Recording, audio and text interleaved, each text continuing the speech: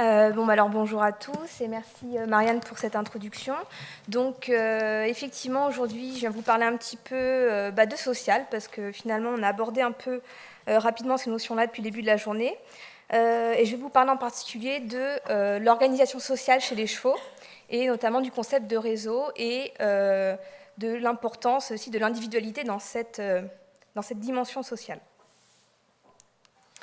Alors, pourquoi vivre en groupe? Alors, on parle d'espèces sociales dès lors que des animaux présentent un mode de vie en groupe de manière temporaire ou permanente.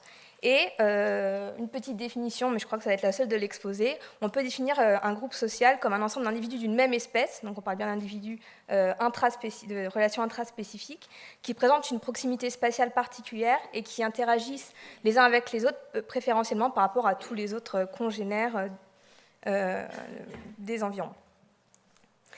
Et ce qu'on peut constater, c'est que la vie sociale, c'est vraiment quelque chose d'extrêmement répandu dans le monde animal et que cette grande répartition de la socialité suggère qu'on a des avantages évolutifs assez notables.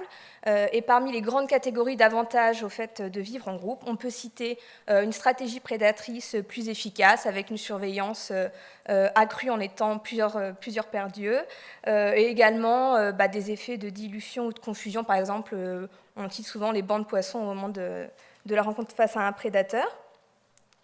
On a également montré que la vie en groupe favorisait une meilleure exploitation de l'environnement, que ça soit, par exemple, chez des herbivores, ça peut être une meilleure connaissance à plusieurs individus de l'environnement, la coopération, par exemple, pour la chasse pour certains carnivores, et globalement, comme on est plus nombreux à surveiller, on peut passer individuellement moins de temps à surveiller, et donc plus de temps également à rechercher de l'aliment, par exemple.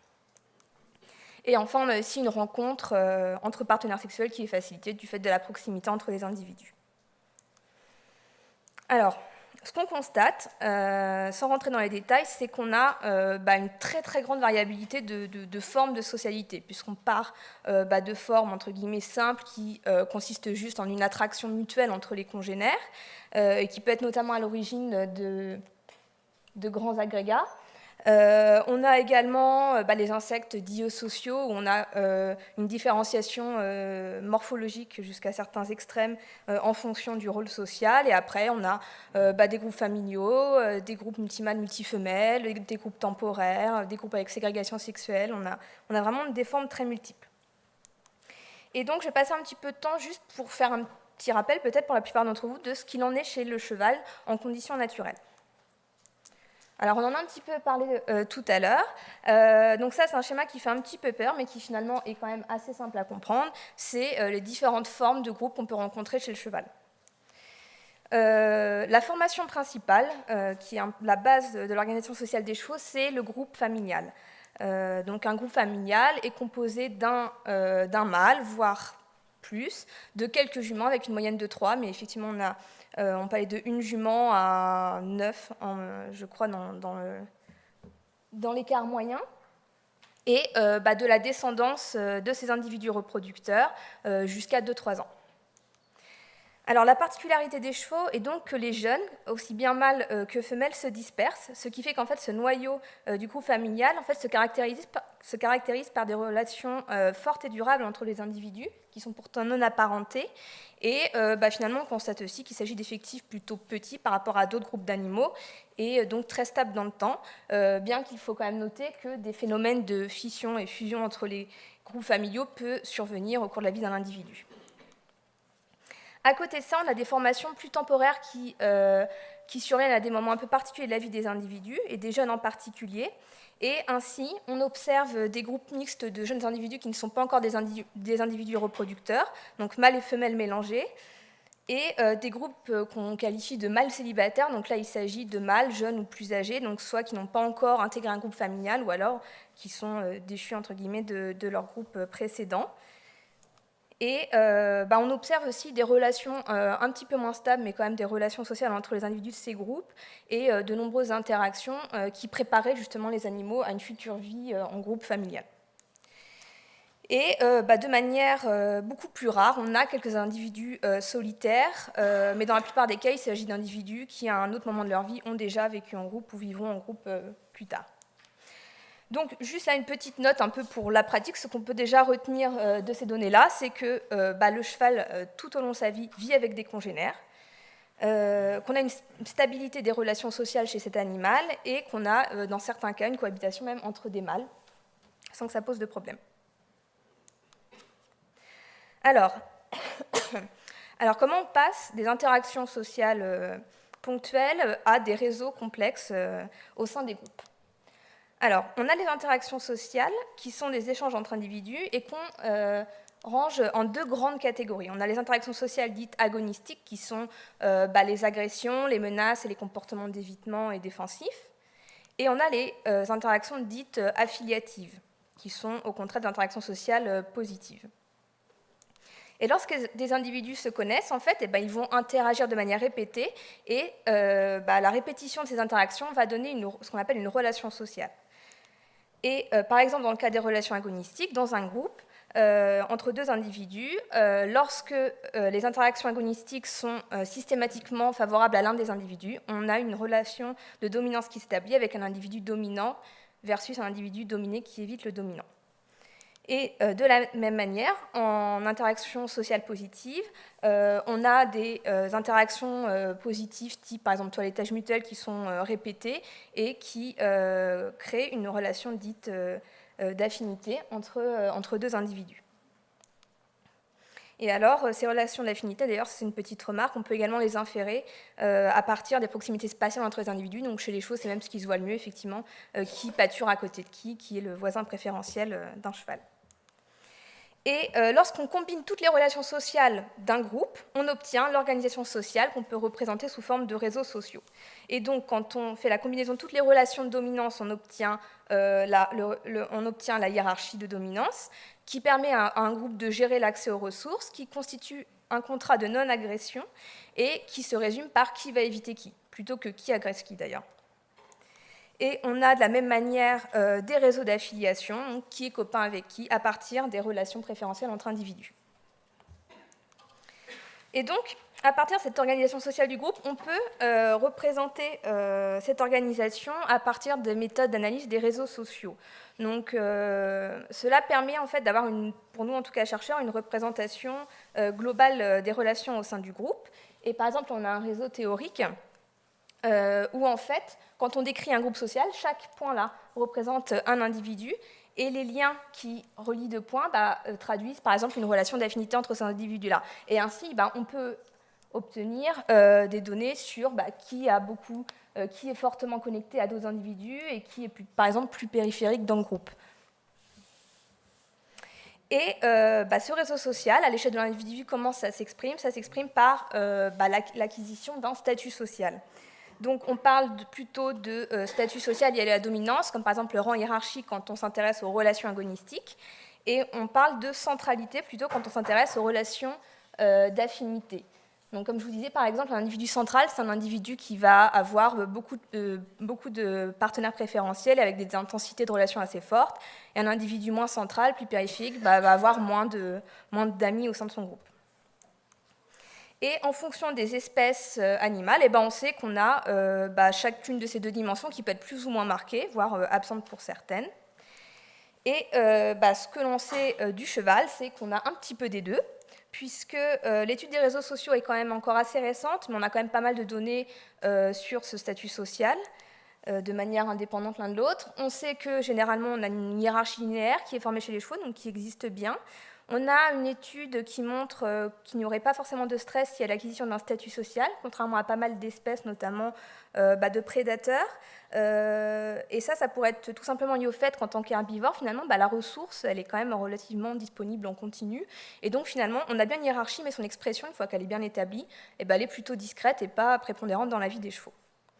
Et à côté de ça, comme je vous disais, on a des relations d'affinité qui sont assez fortes et durables, qui se créent entre des individus en plus non apparentés. Et on a un certain nombre de données dans la littérature qui montrent qu'un cheval, dans un groupe stable, en général au moins un partenaire privilégié, voire plusieurs. Alors comme ça, on commence à comprendre que finalement, pour qu'un groupe soit fonctionnel, il faut bien des différences de statut social et des différences entre individus. Mais par contre, ce qu'on peut quand même se demander, c'est quelle est l'origine de ces différences. Qu'est-ce qui fait qu'un individu en particulier va finalement acquérir tel statut social au sein de son groupe?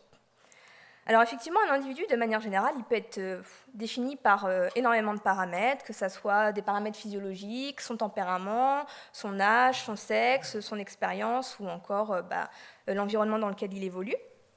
Et donc, on a beaucoup de facteurs candidats qui pourraient justement expliquer l'acquisition d'un statut social. Et on a des pistes dans la littérature qui montrent que certains d'entre eux pourraient avoir en effet un rôle, mais on manque jusque-là d'études assez intégratives qui vont regarder plusieurs facteurs en parallèle. Et donc là, pour l'exemple que je vais donner donc avec notre étude, on s'est intéressé à des facteurs plutôt intrinsèques, donc c'est-à-dire, on va dire, pas très influençables par l'environnement. Et alors, ce que les auteurs chez diverses espèces animales ont montré, c'est que dans certains cas, les individus plus dominants sont quand même assez souvent les plus âgés, sont souvent les plus lourds ou les plus grands, avec des exemples notamment chez le cheval, mais pas forcément. On observe également en termes de personnalité que c'est souvent les individus plutôt pas peureux qui sont dominants, mais ce n'est pas toujours le cas. On aurait également un lien avec le fait d'avoir un tempérament plutôt agressif. Et alors en ce qui concerne la centralité, qui est jusque-là beaucoup moins étudiée justement que les relations agonistiques et de dominance, et là, c'est vraiment encore plus flou, c'est-à-dire qu'on a des études chez certaines espèces qui montrent que ce serait plutôt les individus âgés, expérimentés, qui seraient plutôt centraux, et d'autres, au contraire, où ça serait les jeunes qui seraient au centre du réseau social d'affinité, etc. Donc voilà, le but, comme je vous disais, c'est de mener une étude chez le cheval qui explorera plusieurs de ces critères simultanément. Donc peut-on prédire le statut social d'un cheval à partir de ses caractéristiques individuelles intrinsèques ? Alors, comme je vous disais, les chevaux en fait, présentent des caractéristiques sociales qui sont propices à ce genre d'études. On a donc des groupes sociaux stables, une reconnaissance interindividuelle, et le fait qu'on puisse travailler avec cet animal domestique nous permet d'avoir une approche à la fois observationnelle, donc on observe les animaux en dehors, dans leur milieu de vie habituel, et on peut également avoir une approche expérimentale, puisque c'est des animaux qu'on peut manipuler et à qui qu'on peut tester avec des tests comportementaux et interroger ainsi. Alors, on a mené donc une étude au élevage du Haut-Bar à Saverne sur des groupes de poneys qui sont stables et dont les individus se connaissent bien depuis des années. Il s'agit de groupes de juments qui sont élevés au pré à l'année. Et donc, on a deux groupes de 6 juments, âgés de 1 à 23 ans dans un cas et de 2 à 8 ans dans un autre. Alors, tout d'abord, on a déterminé le statut social de chaque individu. Donc, pour cela, comme je vous disais, on va observer les animaux dans leur milieu de vie, et donc on passe un certain nombre d'heures à relever les distances interindividuelles des individus, toutes les 15 minutes. Donc, ainsi, on sait combien de fois un individu a été très proche d'un autre. Et on relève en continu toutes les interactions agonistiques avec l'issue qui survient à chaque interaction. Et donc on a tout ça sur vidéo et donc on fait des relevés en direct et on peut également analyser après au labo les données pour approfondir. On établit tout d'abord un score de dominance à partir de la matrice des interactions agonistiques, ce qu'on appelle un score de Davin. Plus un score est élevé et plus un animal est dominant au sein de la hiérarchie globale de son groupe. Et on établit à partir de la matrice de proximité des individus un score de centralité à partir d'un indice qu'on appelle l'eigenvector. Alors, à côté de ça, on a fait une caractérisation des profils individuels de chaque animal. On s'est intéressé évidemment à l'âge, à la masse corporelle des animaux à partir d'une évaluation morphométrique.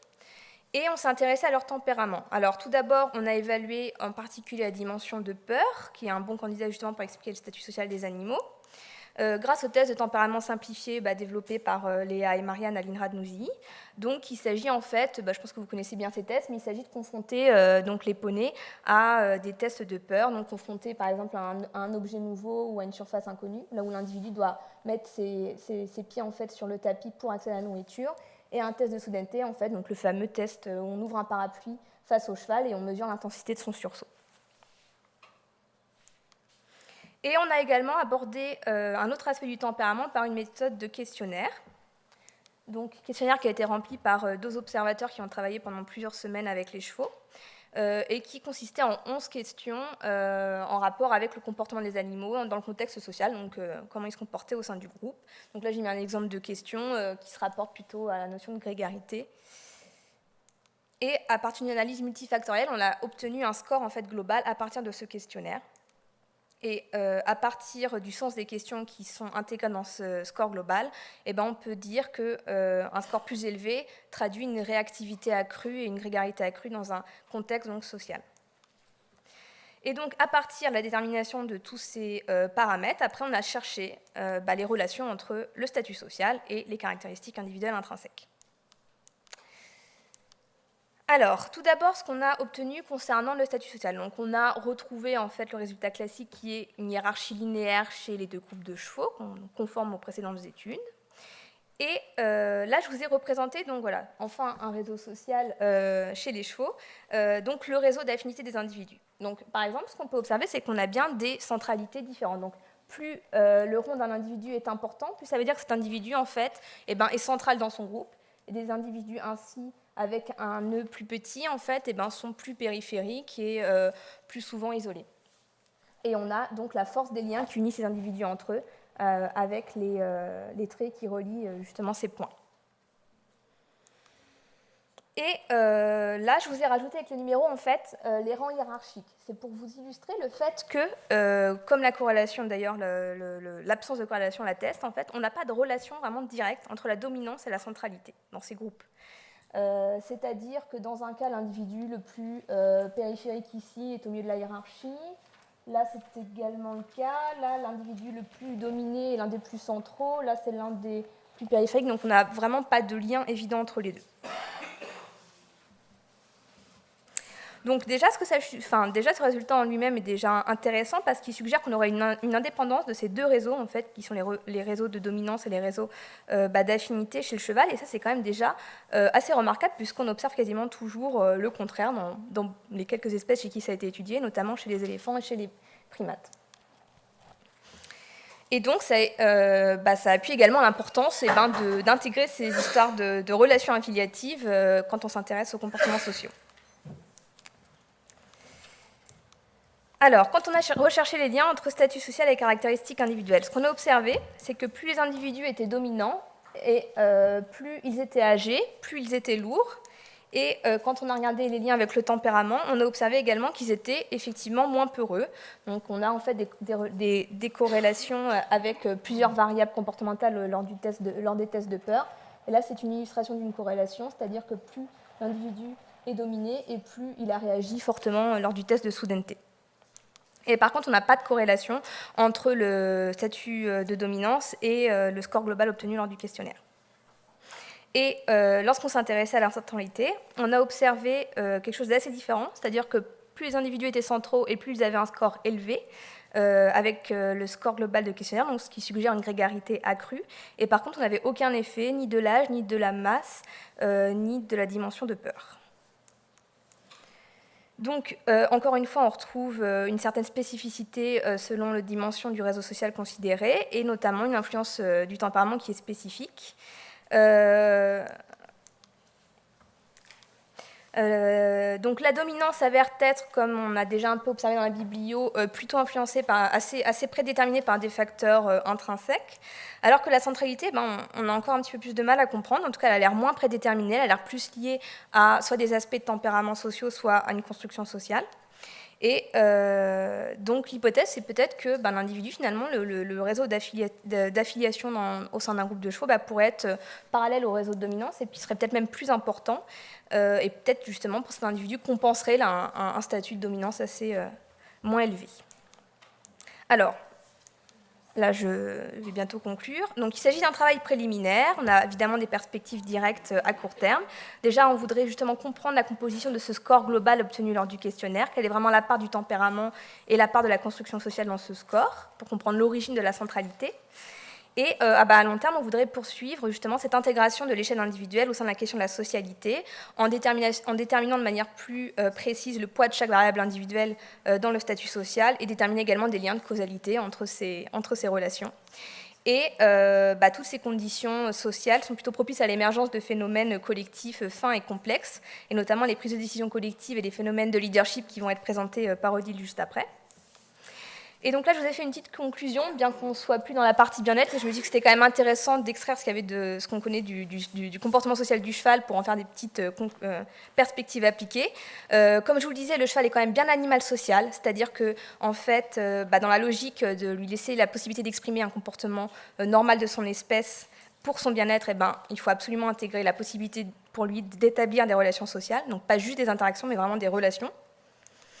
Le réseau d'affinité semble très important, probablement plus important même que le réseau de dominance finalement, et donc ça serait le premier critère à prendre en compte dans la composition des groupes, donc essayer d'identifier qui est copain avec qui. On peut également donner quelques autres recommandations pratiques rapidement, comme le fait d'avoir une composition variée qui finalement assure justement une variabilité des statuts sociaux, et également de conserver la stabilité des groupes autant que possible.